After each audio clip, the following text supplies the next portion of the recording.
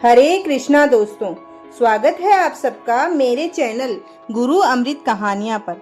दोस्तों, आज के इस वीडियो में हम अमावस्या की व्रत कथा, व्रत पूजा विधि और इस अमावस्या तिथि के दिन कौन से वे खास उपाय हैं जो हम करें तो हमारे जीवन में चल रहे संकट, समस्याएं और आने वाली समस्याएं भी टल जाएगी। वह रामबाण और अचूक उपाय इस वीडियो के माध्यम से आप जानेंगे तथा वह कौन से कार्य हैं जो इस अमावस्या तिथि पर हमें करने चाहिए और कौन से कार्यों से दूर रहना चाहिए। तो वह संपूर्ण जानकारी आपको इस वीडियो में मिलेगी। तो चलिए शुरू करते हैं। हिंदू पंचांग के अनुसार आषाढ़ मास हिंदू वर्ष का चौथा महीना होता है। इस महीने की समाप्ति के बाद वर्षा ऋतु प्रारंभ होती है। धार्मिक रूप से अमावस्या तिथि को अत्यधिक महत्वपूर्ण माना गया है। साथ ही आषाढ़ अमावस्या को दान, पुण्य व पितरों की आत्मा के लिए भी किए जाने वाले धार्मिक कार्य विशेष फलदायी माने जाते हैं। यह अमावस्या किसानों के लिए भी विशेष महत्व रखती है, क्योंकि इस दिन हल और खेती में उपयोग होने वाले उपकरणों की पूजा की जाती है। इसलिए इसे हल हारिणी अमावस्या भी कहा जाता है। अमावस्या तिथि पर कई लोग अपने पितरों को प्रसन्न करने के लिए श्राद्ध कर्म करते हैं। इस दिन पितृ तर्पण, नदी स्नान और दान पुण्य आदि करना ज्यादा फलदायी माना जाता है। इतना ही नहीं, यह तिथि पितृ दोष से मुक्ति दिलाने में सहायक मानी गई है। अतः पितृ कर्म के लिए यह तिथि बेहद शुभ मानी जाती है। भक्तों, अब आइए जानते हैं अमावस्या की पूजा विधि। इस दिन ब्रह्म मुहूर्त में उठकर किसी नदी, जलाशय या कुंड आदि में स्नान करें और सूर्य देव को अर्घ्य देने के बाद पितरों का तर्पण करें। इसके अलावा इस दिन पितरों की आत्मा की शांति के लिए उपवास भी करें। इस दिन घर के मंदिर की सफाई करें और वहां दीप जलाएं। आपको बता दें, इस दिन भगवान शिव की पूजा अर्चना करने का विशेष महत्व है। इसलिए घर के मंदिर में भगवान शिव की प्रतिमा स्थापित करें। इसके बाद आप भगवान शंकर के प्रति तिलक लगाकर उन्हें रोली, नैवेद्य, पुष्प, अक्षत, धूप, मिष्टान, फल, पंचामृत आदि पूजा सामग्री अर्पित करें। पूजा सामग्री अर्पित करने के बाद आप अमावस्या की व्रत कथा का श्रवण करें और आरती के साथ पूजा का समापन करें। पूजा के बाद आप फलाहार ग्रहण कर सकते हैं। व्रत का पारण अगले दिन भगवान की पूजा अर्चना के बाद ही करें। अमावस्या के दिन शाम को पीपल के पेड़ के नीचे सरसों के तेल का दीपक जलाएं और अपने पितरों का स्मरण करें। भक्तों, इस अमावस्या तिथि में आपको क्या करें और क्या न करें। अमावस्या के दिन दान पुण्य के कार्य जरूर करने चाहिए। कहते हैं, इस दिन किए गए दान का पुण्य कई लाख गुना मिलता है। यही नहीं, मृत्यु के बाद मोक्ष की भी प्राप्ति होती है। इसके अलावा इस दिन किसी भी पवित्र नदी में स्नान करना भी शुभ माना जाता है। साथ ही इस दिन पीपल की पूजा का भी विशेष विधान है।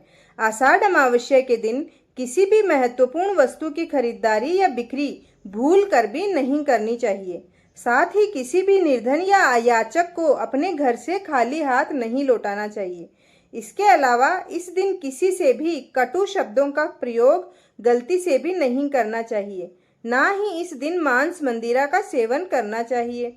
संभव हो सके तो इस दिन तिल के तेल के सेवन का भी परहेज करना चाहिए। भक्तों, अब सुनते हैं हम अमावस्या की व्रत कथा।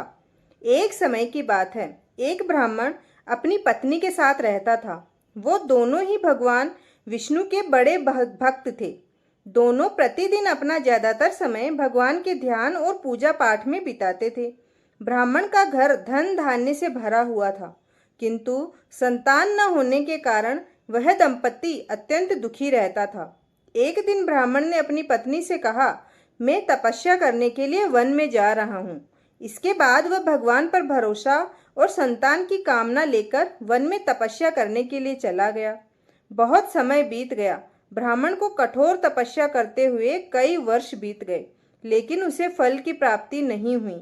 वह हताश हो गया। अंत में हार मानकर ब्राह्मण ने अपने जीवन को समाप्त करने का निर्णय लिया। अपने जीवन समाप्त करने के बारे में सोचकर उसने पेड़ की डाली पर फांसी का फंदा डाल दिया और अपने गले पर बांधने लगा। तभी वहां पर सुख अमावस्या यानी कि सुखिया अमावस्या प्रकट होकर बोली, हे ब्राह्मण, तुम्हारे भाग्य में 7 जन्म तक कोई संतान नहीं लिखी है, किंतु मैं तुम्हें 2 कन्या का वरदान देती हूँ। तुम अपनी कन्या का नाम मेरे बताए अनुसार रखना। अपनी एक कन्या का नाम अमावस्या रखना और दूसरी का नाम पूनम रख देना। तुम अपनी स्त्री से कहना कि वह हर 1 वर्ष तक सुख अमावस्या का व्रत रखे और अमावस्या के दिन 1 कटोरी चावल भरकर उस पर दक्षिणा रखकर दान कर दे।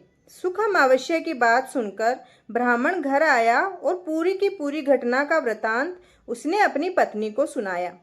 सुख अमावस्या के आदेश के अनुसार ब्राह्मणी ने व्रत रखना शुरू कर दिया।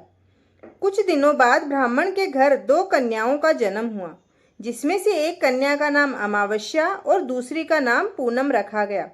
जब ब्राह्मण की दोनों बेटियां बड़ी हुई तो ब्राह्मण ने उनका विवाह कर दिया।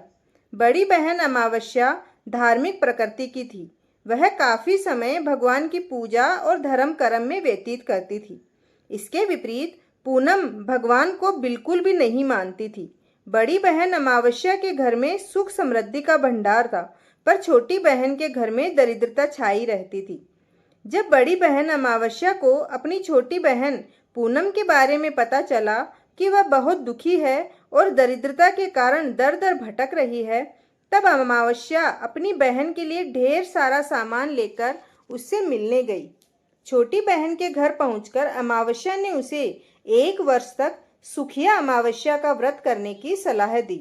साथ ही अमावस्या ने व्रत को विधि पूर्वक करने के बारे में पूनम को बताते हुए ये भी कहा कि तुम 1 वर्ष तक सुख अमावस्या का व्रत करना और 1 कटोरे में चावल भरकर उसे दान कर देना।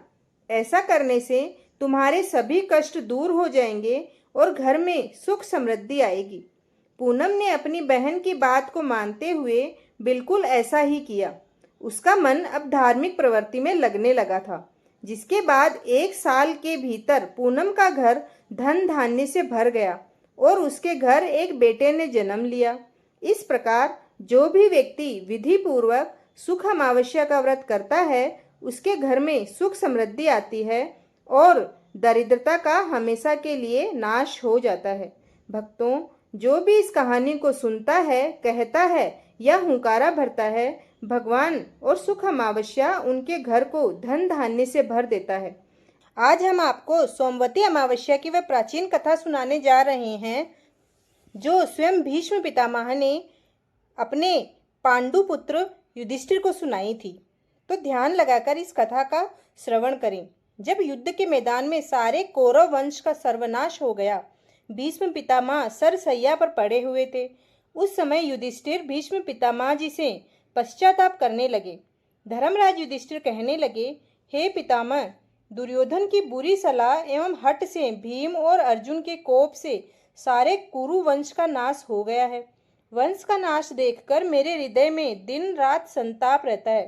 हे पितामह, अब आप ही बताइए कि मैं क्या करूं, कहाँ जाऊं, जिससे हमें शीघ्र ही चिरंजीवी संतान की प्राप्ति हो। पितामह कहने लगे, हे युधिष्ठिर, हे पुत्र, मैं तुम्हें व्रतों में शिरोमणि व्रत बताता हूँ, जिसके करने एवं स्नान करने मात्र से चिरंजीवी संतान एवं मुक्ति प्राप्त होगी। वह है सोमवती अमावस्या का व्रत। हे राजन, हे पुत्र, यह व्रत अर्थात सोमवती अमावस्या का व्रत तुम उत्तरा से अवश्य करवाओ। आप सभी जानते होंगे कि उत्तरा अभिमन्यु की पत्नी थी, जिसे तीनों लोकों में यश फैलाने वाला पुत्र रत्न प्राप्त होगा। धर्मराज ने कहा, कृपया पितामह इस व्रत राज के बारे में विस्तार से बताइए। ये सोमवती कौन है और इस व्रत को किसने शुरू किया? तब भीष्म पितामह ने कहा, हे पुत्र, कांची नाम की महापुरी है। वहाँ महापराक्रमी रत्नसेन नाम का राजा राज्य करता था। उसके राज्य में देवस्वामी नामक ब्राह्मण निवास करता था। उसके 7 पुत्र एवं गुणवती नाम की कन्या थी।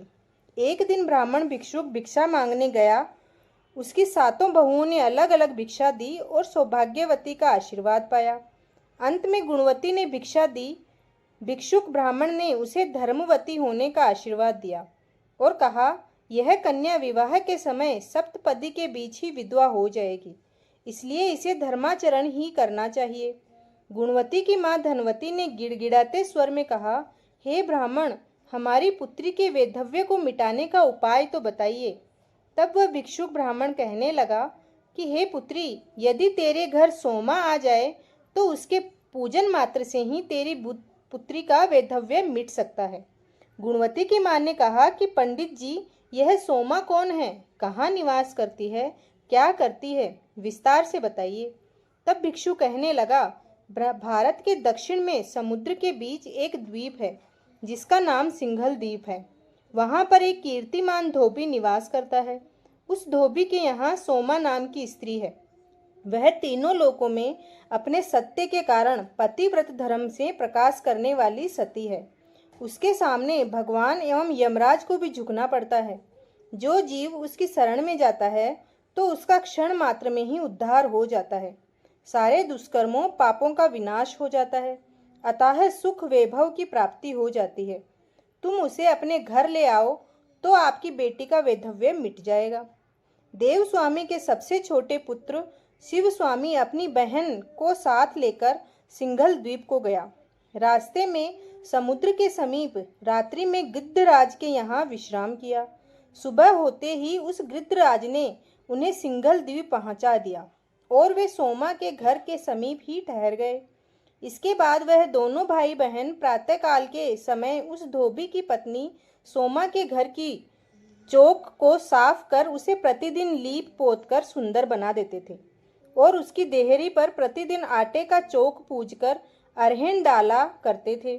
उसी समय से आज भी देहरी पर अरहन डालने की प्रथा चली आ रही है। इस प्रकार इसे करते करते उन्हें वहां 1 साल बीत गया।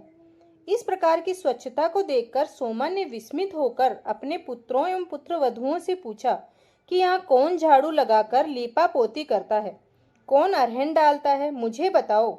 उन्होंने कहा, हमें नहीं मालूम और न ही हमने किया है। तब एक दिन उस सोमा धोबिन ने रात में छिपकर पता किया तो ज्ञात हुआ कि एक लड़की आंगन में झाड़ू लगा रही है और एक लड़का उसे लीप रहा है। सोमा ने उन दोनों को पूछा, तुम कौन हो? तो उन्होंने कहा, हम दोनों भाई बहन ब्राह्मण हैं। सोमा ने कहा, तुम्हारे इस कार्य से मैं जल गई, मैं बर्बाद हो गई। इस पाप से मेरी जाने क्या दशा होगी।